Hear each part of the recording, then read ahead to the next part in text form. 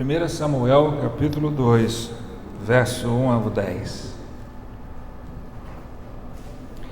Diz assim a palavra de Deus: Então orou Ana e disse: O meu coração se regozija no Senhor, a minha força está exaltada no Senhor.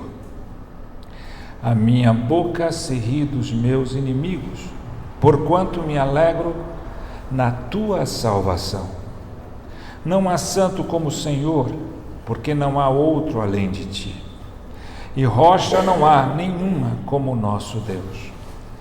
Não multipliqueis palavras de orgulho, nem saiam coisas arrogantes da vossa boca, porque o Senhor é o Deus da sabedoria e pesa todos os feitos na balança. O arco dos fortes é quebrado, porém os débeis cingidos de força. Os que antes eram fartos hoje se alugam por pão, mas os que andavam famintos não sofrem mais fome. Até a estéril tem 7 filhos, e a que tinha muitos filhos perde o vigor. O Senhor é que tira a vida e a dá, faz descer a sepultura e faz subir. O Senhor empobrece e enriquece, abaixa e também exalta. Levanta o pobre do pó e desce o monturo, exalta o necessitado, para o fazer assentar entre os príncipes, para o fazer herdar o trono de glória. Porque do Senhor são as colunas da terra, e assentou sobre elas o mundo. Ele guarda os pés dos seus santos, porém os perversos emudecem nas trevas da morte, porque o homem não prevalece pela força. Os que contendem com o Senhor são quebrantados, dos céus troveja contra eles. O Senhor julga as extremidades da terra, dá força ao seu rei e exalta o poder do seu ungido. Amém. Vamos orar. Ó Deus, obrigado pela leitura da Tua palavra e por termos livre acesso a ela. Abre não só apenas os nossos ouvidos, as nossas mentes, mas principalmente o nosso coração. Nos torna terra fértil, pronta, preparada para receber a semente da Tua palavra, para que ela possa dar frutos para a glória do Teu nome, Senhor. E possamos sair daqui iluminados pela Tua palavra e pela autoridade e poder do Teu Espírito, Pai. Te louvamos agradecidos em nome de Jesus. Amém. Amém. Esse é o famoso cântico de Ana, né? E provavelmente a partir desse cântico de oração, de louvor e gratidão a Deus, né? Maria também fez o Magnificat, né? O cântico dela quando, né, no nascimento de Jesus. Nós temos também cântico de louvor e adoração provindo de um coração que louva e exalta o Senhor, né? Hoje eu quero falar, a gente fala sobre muitas vezes os grandes personagens bíblicos, fala muitas vezes dos grandes homens de Deus. Eu quero falar de uma grande mulher de Deus, e a Bíblia consta várias delas, várias mulheres de Deus, várias mulheres que foram exaltadas, destacadas na palavra de Deus. Uma delas é Ana. Eu poderia falar de outras, mas hoje eu quero falar dessa mulher especificamente e o que ela representa para as mulheres, né? Contradizendo tudo que o feminismo diz sobre as mulheres, né? Contrariando esse ataque frenético do feminismo contra a veracidade da Bíblia, tratando a Bíblia como um instrumento machista que oprime e diminui o valor das mulheres, o que não é nem sombra verdade, né? O feminismo, que é no pós-modernismo o movimento talvez mais destruidor da sociedade. Atrás dele, na sombra dele, né, em todos esses processos, todos esses movimentos que têm assustado, que têm denegrido as famílias, destruído famílias, né?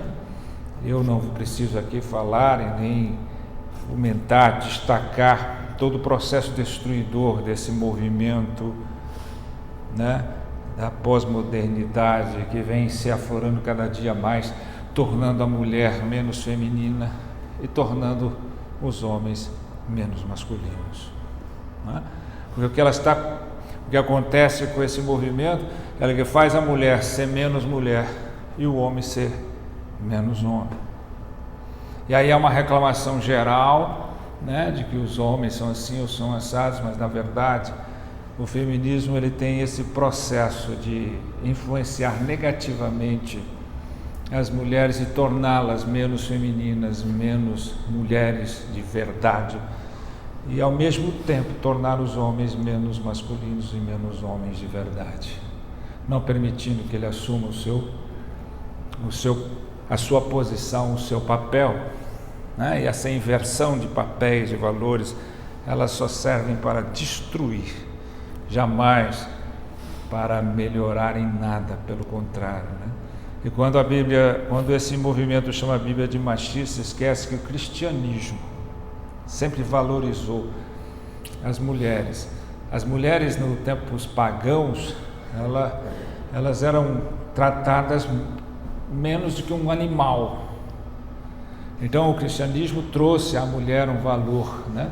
Tanto um valor que chama a igreja de a noiva, tanto um valor que faz com que a mulher, que as mulheres, o feminismo detesta essa palavra submissão, como se ela fosse uma coisa bem inferior, e não é nada disso, é estar sob a mesma missão, mas ela esquece que o papel mais importante, mais exigido é do homem, porque ela diz: mulheres, sede submissas aos homens, seus maridos, mas marido, amai as vossas mulheres como Cristo amou a igreja.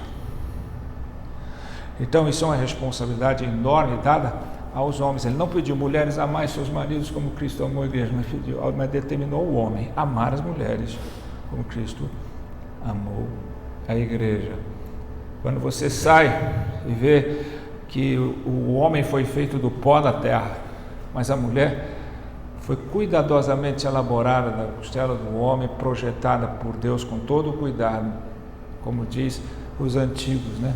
Não tiraram dos pés para que o homem pudesse pisar, nem da cabeça para que ela pudesse pensar pelo homem, mas da costela, né? Debaixo do braço, para que ela pudesse ser protegida, do lado do coração, para que ela pudesse ser amada de fato. Esse é o papel do cristianismo, o papel da mulher, e ela exalta vários delas. Nós podemos falar de Sara, nós podemos falar de Ruth, nós podemos falar de Anas Marias, várias dessas mulheres que foram grandes mulheres de Deus, e hoje nós vamos falar de Ana, e para mostrar o papel da mulher totalmente contraditório a esse feminismo destruidor da sociedade de hoje, dos últimos dias, dos últimos tempos, né? E é esse papel que a mulher na igreja precisa parar e perceber. Eu quero declarar através da vida dessa mulher. Ana significa graça, né? Ana, no hebraico, significa graça, uma mulher cheia da graça de Deus, né? Eucana, o marido, era um coatita da tribo de levitas. Os coatistas eram os responsáveis pelos utensílios, pela manutenção e organização dos utensílios do tabernáculo do templo. Então eles eram os responsáveis. Então uma parte era selecionada, mas todos da família dos coatistas, quando precisavam, eram chamados para exercer esse ministério, né? Assim era Eucana, o marido de Ana. A história é interessante porque Ana era casada com Eucana, e Ana era estéril, não podia ter filhos. Eucana casara também com Penina, uma outra mulher, essa tinha filhos. E por ela, Penina, ter filhos, ela humilhava Ana, que não podia dar filhos, e era muito importante, essencial, a mulher poder dar filhos, gerar filhos, dar filhos ao seu marido. Precisamos entender que a Bíblia, por falar primeiro de Ana e depois de Penina, mostra que talvez Ana fosse a primeira mulher e ela vivia um casamento bígamo, né? Porque naquele tempo, naquela cultura, naquele tempo era permitido a bigamia ter outras mulheres, mais do que uma mulher. Então já é complicado você viver um casamento assim. Mas talvez Eucana, que amava muito Ana, casou com outra mulher para ter a oportunidade de ter filhos, porque Ana não poderia dar filhos para ele, né? E Penina veio depois de Ana, era a primeira esposa, pela colocação que a Bíblia dá, falando dela primeiro, pode-se tirar este conceito, esta percepção. De ano em ano eles iam adorar no templo, no tabernáculo, e não era uma vez por ano, né? Na cultura judaica de Israel, 3 festas eram importantes participarem por ano, né? Então, no mínimo 3 vezes ao ano, todos os anos, eles iam todos adorar ao Senhor no tabernáculo. E durante 10 anos Ana viveu sem filhos, sendo humilhada por Penina, né? Se sentindo humilhada e tendo essa realidade difícil na sua vida familiar, conjugal.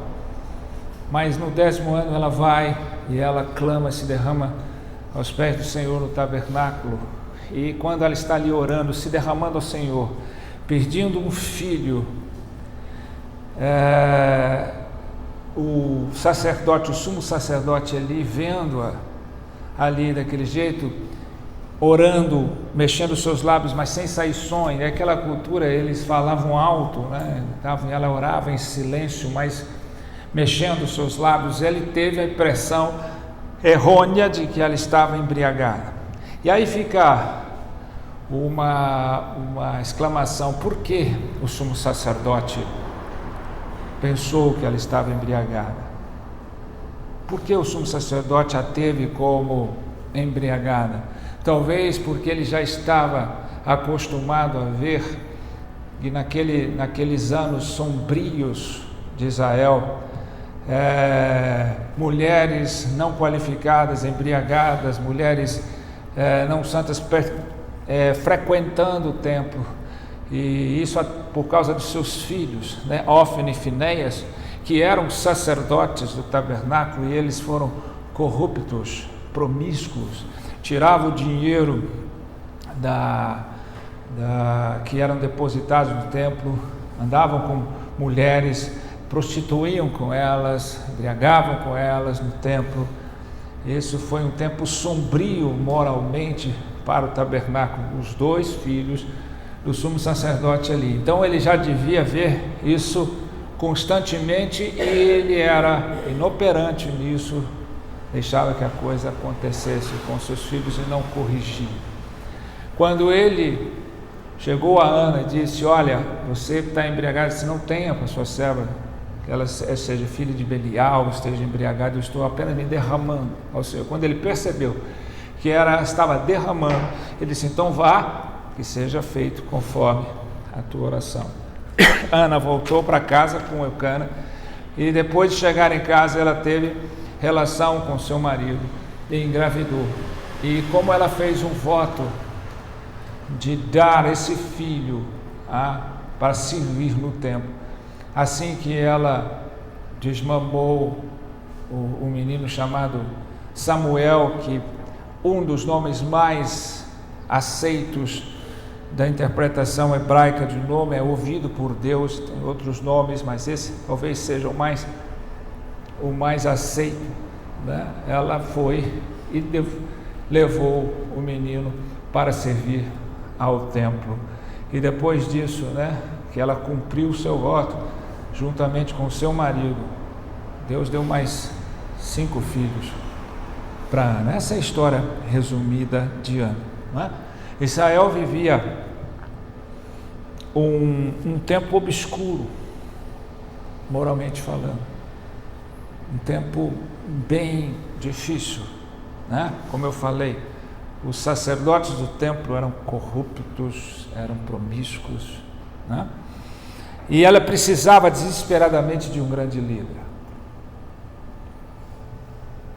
E esse grande líder, né, provou ser Samuel, esse homem que pudesse ser este grande líder, né? E a gente vai ver que pela história o caráter de Samuel exibia sempre, né, a marca registrada da influência de sua mãe. Israel precisava de um grande líder, e esse foi Samuel. Esse grande homem exibia a marca de sua mãe, né? A influência de sua mãe. E é disso que eu quero compartilhar com vocês. A capacidade de influência de uma mulher de Deus, contradizendo a influência negativa e destruidora dessas mulheres sem Deus, e se aderem a esses movimentos totalmente anti-Deus, anti-Bíblia, e que só destrói a vida das pessoas, né? Então a influência de Ana aqui nesse texto é mostrada sobre 3 aspectos, né? Ela é identificada por 3 coisas que nós podemos destacar aqui, não só para as mulheres, para os homens também, né? Ela não é só um exemplo para as mulheres, ela é um exemplo para os homens também, né? Então o primeiro destaque aqui é que é o amor de Ana por seu marido. Essa é a primeira identificação da sua influência sobre Samuel, o amor de Ana por seu marido, né? O que eu estou falando isso, né? Porque aqui a Bíblia diz que Eucana, o marido de Ana, amava demais, tanto é que quando eles iam oferecer os sacrifícios no templo, no tabernáculo, Eucana dava uma porção dobrada para Ana, para ela oferecer, em relação a Penina, né? E muitas vezes, quando ele via Ana chorando, sentida ali, abatida por não ter filhos, Eucana dizia para ela: por que você está chorando? Porque você está abatida? Eu não dou amor para você mais do que 10 filhos. Então, é evidente aqui, explícito na Bíblia, o amor daquele marido por aquela mulher. Mas esse amor era correspondido. Esse amor era assim porque ele era correspondido. Apesar de Ana sofrer os ataques, a realidade de sua rival, vamos dizer assim, ela amava o seu marido. Ela servia com o seu marido, ela estava junto dele o tempo todo.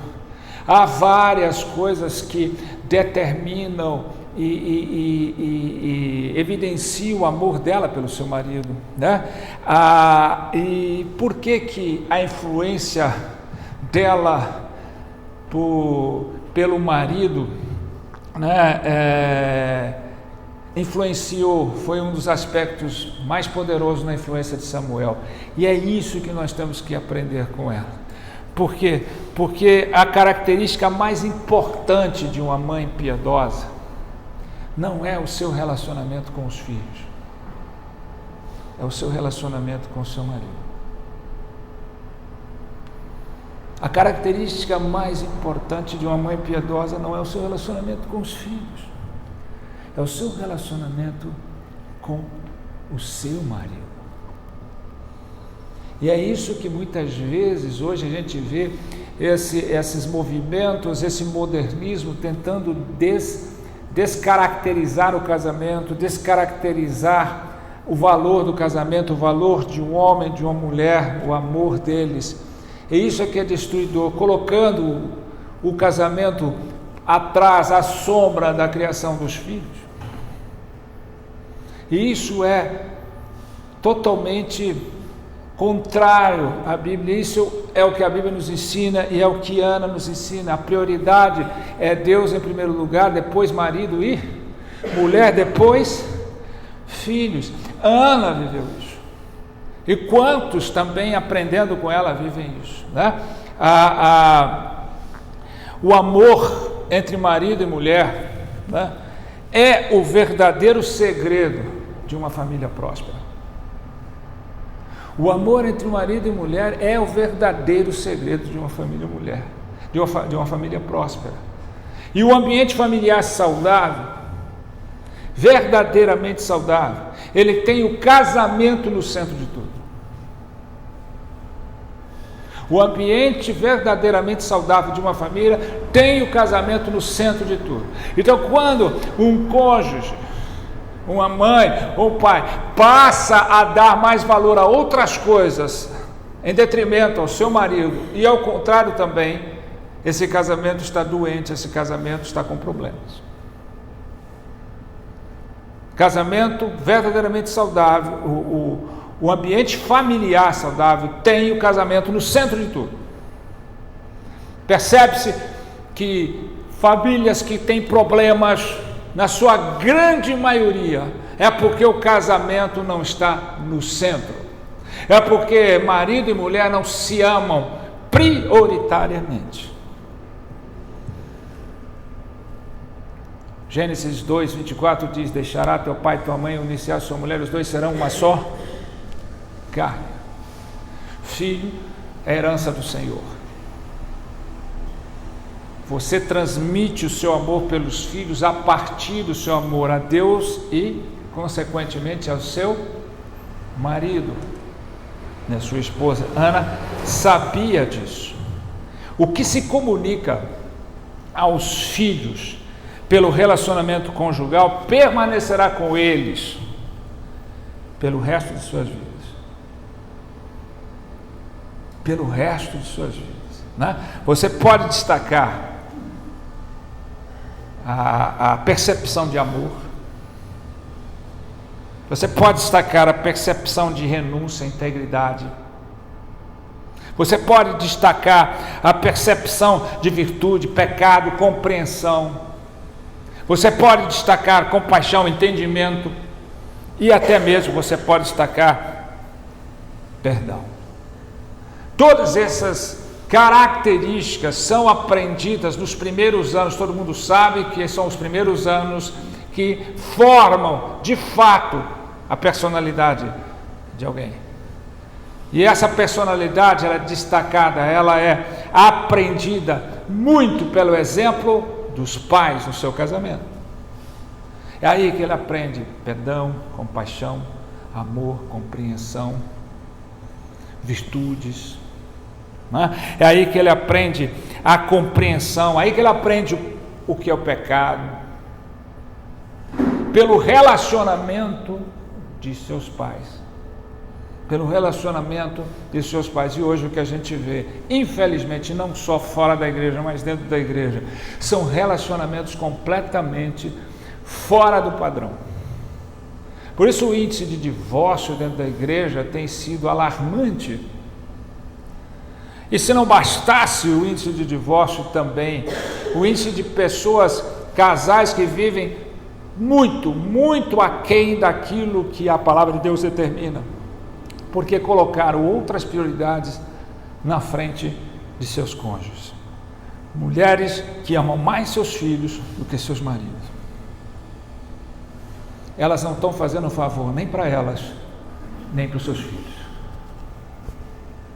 Ana ensinou isso. Maridos que amam mais seus filhos do que sua esposa também. Porque você só pode demonstrar o seu amor pelos filhos a partir do seu amor pelo seu cônjuge. Por isso a palavra de Deus diz em Hebreus: digam de honra entre todos em um matrimônio, em um leito sem mácula, sem mancha. Não adianta você bater no peito o seu cristianismo. Não adianta você bater no peito a sua devoção cristã, se você não vive o seu ambiente familiar conforme a Bíblia determina, se você não tem as suas prioridades. Então, fica primeiro fator de influência. Você pode influenciar positivamente e negativamente. Todas essas características podem ser positivas, fortes na vida dos filhos, como elas podem ser pervertidas nas vidas dos filhos, principalmente por causa da vida conjugal, né? A segunda identificação de influência de Ana aqui para Samuel, que se tornou esse grande homem. Samuel era um 3 em 1, gente. Samuel se tornou o último dos juízes, era juiz. Ele se tornou sacerdote e profeta. Ele era um 3 em 1. Né? Ele não foi só juiz, ele não foi só sacerdote, ele não foi só profeta, ele foi os 3 ao mesmo tempo. Né? O segundo fator de influência aqui de Ana é o amor dela por Deus. Como é que isso se evidencia no texto? É claro, né? Ana acompanhava Elcânia todos os anos para fazer o sacrifício, e todas as vezes que ele ia. Eles moravam cerca de 40 quilômetros do lugar onde ficava o tabernáculo. Há uma viagem de mais ou menos 2 dias, e todos os anos, consecutivamente, eles iam não só uma vez, mas provavelmente 3 vezes ou mais ao tabernáculo do templo. E Ana estava ali constantemente adorando o Senhor todos os anos. Isso é uma testificação de sua vida e o valor que dava a Deus. Ana orava continuamente, por isso aquela oração de derramar-se no templo, fazendo aquele voto a Deus, demonstra a vida de oração que Ana tinha. Ela não orava de vez em quando, ela orava o tempo todo. Ela não imputava a Deus a sua miséria, ela adorava a Deus. Esse cântico de Ana demonstra isso. De quem conhecia Deus, de quem tinha intimidade com Deus, de quem amava a Deus acima de todas as coisas, acima da sua própria circunstância, da sua própria dificuldade. Ana queria ter um filho, porque todas as mulheres querem ter filhos, na sua grande maioria. Não necessariamente o não ter filhos desfaz o valor da mulher. Nós temos uma mulher que foi juíza que não teve filhos, que foi Débora na Bíblia. Não é isso? Mas o fator de ser mãe era importante, sempre foi, de ter um filho, né? Para ser mãe e fazer com que o seu marido tenha um filho dela. Ana não queria filhos qualquer. Ana não queria filho para ela. Ana queria um filho para quem? Para Deus. Isso demonstrava o amor dela. Eu vou te entregar para servir no templo. Ana, ela pediu um filho a Deus, não para ela, para o seu deleite, para o seu gosto, para o seu bem prazer, mas para a glória de Deus. Todas essas coisas compreendem e respondem ao fato de que Ana influenciou Samuel pelo seu amor a Deus. O cântico dela de louvor, de adoração, de agradecimento, de exaltação, ela traz o reconhecimento da santidade de Deus, da bondade de Deus, da soberania de Deus, do poder de Deus, da sabedoria de Deus. E ela termina falando do ungido que viria, ela fala de salvação. Então você percebe que Ana tinha uma intimidade com Deus, adorava a Deus e tinha Deus soberanamente sobre a sua vida. Apesar da sua circunstância de ser estéril, ela nunca usou isso. Ela nunca usou isso em favor de si mesma. Então mostra que esse era o segundo fator influenciador de Ana sobre o seu filho Samuel: amar a Deus.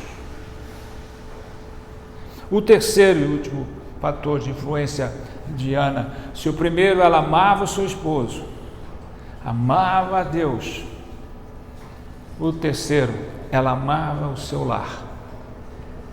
E isso é mais uma das respostas confrontadoras com esses sistemas, com esses movimentos feministas, que tiram a mulher do lar, que tiram a mulher da sua vida conjugal e familiar, e passam a fazer da mulher amar a si mesma, a buscar amar a sua profissão, ser independente, ser dona do seu próprio nariz, ser autônoma, desvalorizar o casamento, desvalorizar até o filho, porque ela se diz valorizando os filhos, mas os abandona por sua carreira.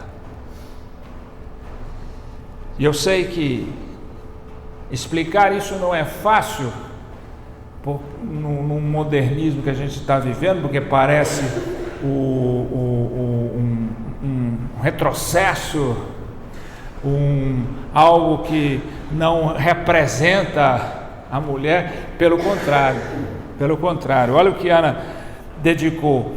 Depois que o neném, né, o nascimento do neném, ela ficou grávida. A partir do momento que ela ficou grávida até o nascimento e até ele desenvolver, ela não foi mais ao templo, ela decidiu ficar em casa, cuidando dele, cuidando do seu lar, né? Até que ele pudesse ser desmamado, né? Lembra-se que naquela cultura o desmame não era simplesmente tirar do peito, você tinha ali os meses necessários para que ele parasse de mamar no peito da mãe, e aí depois ele tinha mais 3 ou 4 anos que representava aquela cultura de desmame. Você percebe que a Bíblia diz que o menino, ainda criança, foi levado. Ele não foi levado como um bebê.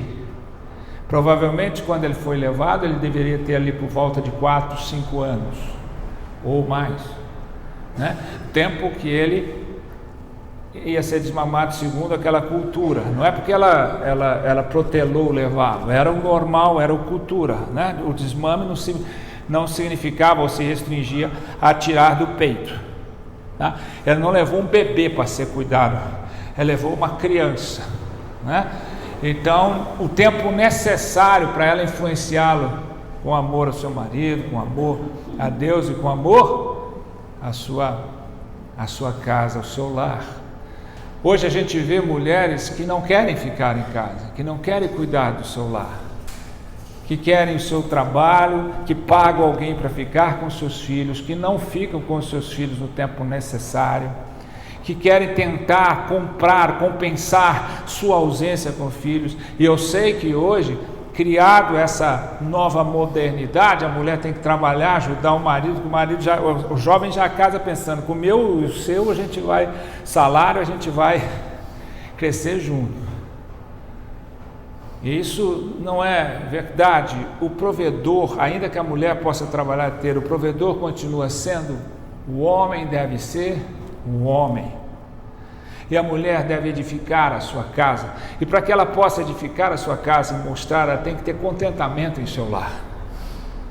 Ela tem que amar o seu lar. Amar a família não é querer ganhar o dinheiro todo e trabalhar e dar presentes e coisas para os seus filhos. Isso não é amar a família. Comprar presente ou dar coisas para os seus filhos não é amar os seus filhos. É estar presente com os seus filhos, é ensiná-los, é influenciá-los da melhor forma possível, mostrar a ele o valor de Deus a partir de sua própria vida, mostrar para ele o valor do casamento a partir da sua própria vida e experiência, mostrar para eles os valores e os princípios contidos na palavra de Deus, mostrar para ele a presença evidente de sua vida com os seus filhos. Então, isso aqui é amar o seu lar. Isso aqui é amar o seu lar. Então não me venha com essa balera de que, mulher, eu amo os meus filhos, por isso que eu trabalho tanto de dia, de noite, de fim de semana, para dar para os meus filhos tudo o que eles precisam. O que os filhos mais precisam é da presença de sua mãe. É da presença de sua mãe.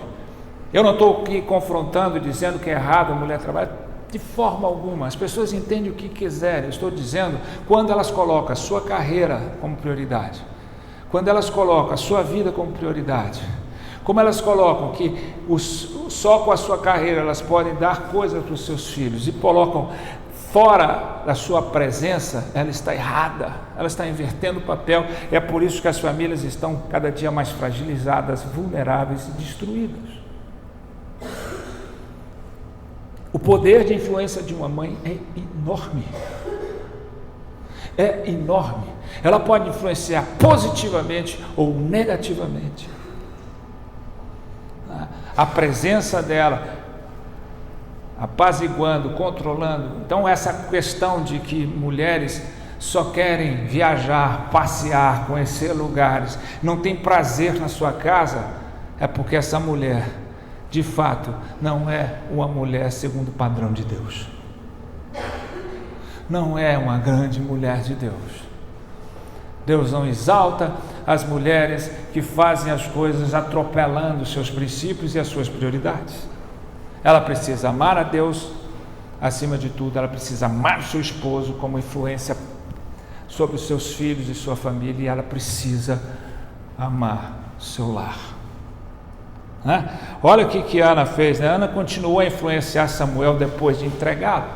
Você percebe aqui no texto mesmo texto de 2 Samuel, no versículo 19 e 20, de 1 Samuel 2, 19 e 20, sua mãe lhe fazia uma túnica pequena e de ano em ano lhe trazia quando com seu marido subia a oferecer sacrifício anual. Ele abençoava Eucana e a sua mulher e dizia: o Senhor te dê filhos desta mulher em lugar do filho que devolveu o Senhor.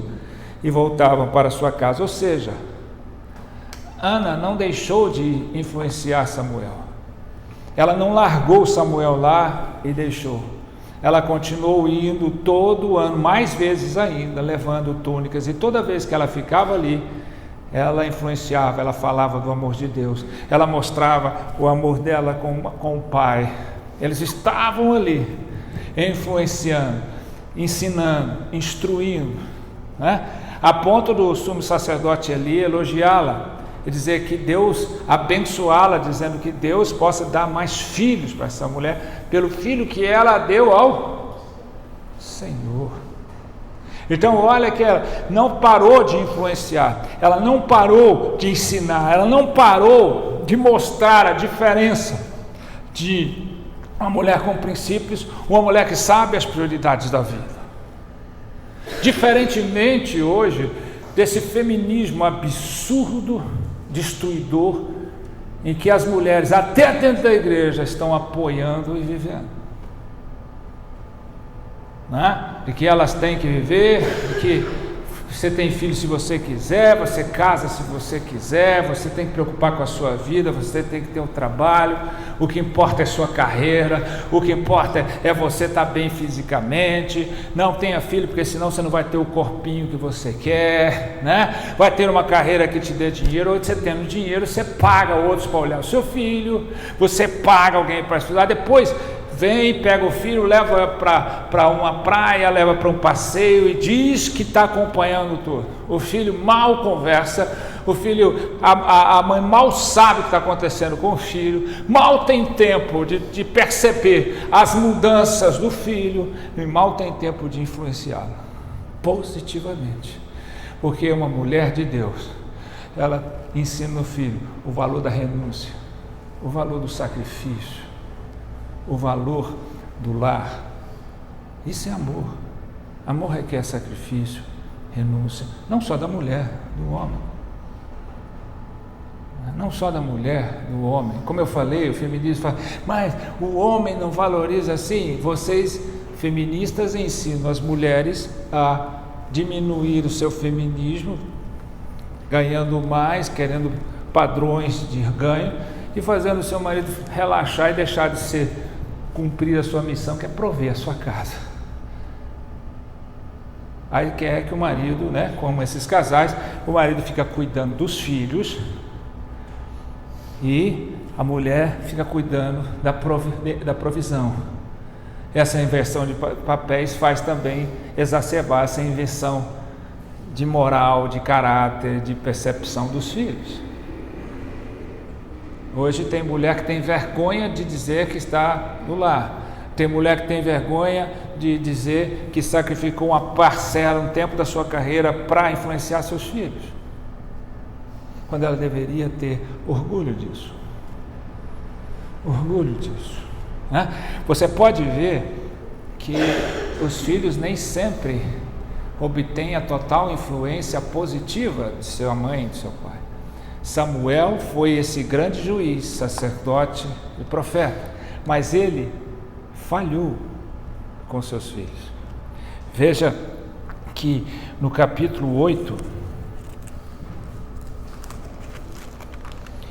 versículo 1 ao 3, diz assim: tendo Samuel envelhecido, constituiu seus filhos por juízes sobre Israel. O primogênito chamava-se Joel e o segundo Abias, e foram juízes em Berseba. Porém seus filhos não andavam pelos caminhos dele, antes se inclinaram à avareza e aceitaram subornos e perverteram o direito.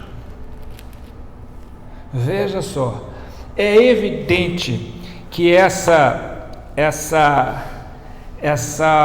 perversão, essa influência negativa de Samuel para os seus filhos foi de Eli e não de Ana. Ele viveu quanto tempo ali? Eli era um péssimo pai, influenciou negativamente seus filhos, e se repetiu com Samuel, né? Se repetiu. Você pode ver então que esse fracasso de Samuel foi devido à influência de Eli, não de Ana. Mesmo Ana influenciando, mostrando aquela vida que Samuel tinha no tabernáculo, vendo explicitamente a maneira como Eli negligenciava a sua condição de pai, de sumo sacerdote, permitindo, dando permissividade para que seus filhos fizessem o que fizeram, se repetiu na vida de Samuel. Então, mesmo influenciando, nós corremos o risco dos nossos filhos serem influenciados lá de fora por coisas negativas. Imagina se Ana não tivesse tido a influência que teve sobre ele. Mesmo com toda a dedicação dessa mãe, Samuel ainda teve um fracasso na condução dos seus filhos. Ele não conseguiu ter influência. Talvez a esposa não fosse como Ana. Não fez o que Ana fez. Não amou o marido como Ana amou. E colocou o seu casamento no centro do seu lar, no centro de sua vida familiar.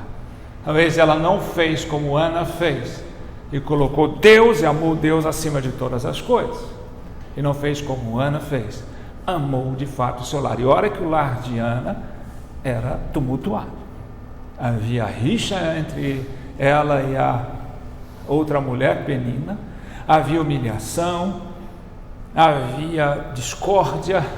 Mesmo assim, diante desse quadro, Ana amou o seu lar. Ela sacrificou um monte de coisa.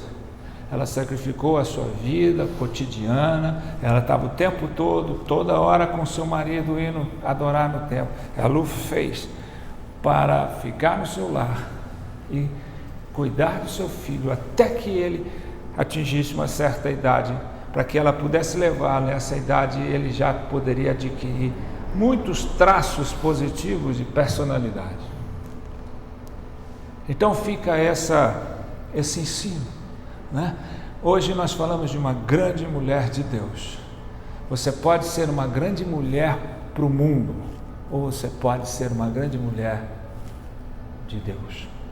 Você pode ser aplaudido pelo mundo, você pode tirar as suas fotos, você pode ser reconhecida nas mídias sociais, você pode ser abraçada pelo mundo, você pode ter os seus diplomas, os seus doutorados, você pode ter a sua carreira, você pode ter o seu sucesso, mas Deus não vai te aplaudir, e a vida muito menos. Mas você pode abdicar muito dessas coisas e ter uma influência verdadeira na sua família, de tal modo que Deus possa dizer: essa é uma mulher em que tenho prazer. Essa é uma verdadeira mulher que tem o meu espírito. Essa é uma mulher de Deus. Você pode não ser reconhecida pelo mundo, mas você vai ser reconhecido por aqueles que reconhecem Deus, que possam dizer para você, como aquela mulher sunamita disse para o profeta Eliseu: vejo que ele é um santo homem de Deus. E outros podem dizer: vejo que ela é uma santa mulher de Deus. O mundo está aí para influenciar negativamente os nossos filhos. Tem muita mãe chorando pela influência negativa dos filhos, e talvez porque ela não soube usar o exemplo de Ana e permitiu que o seu filho não tivesse, nos primeiros anos e durante os anos, a influência poderosa dela e pudesse ser vulnerável à influência do mundo. Amém?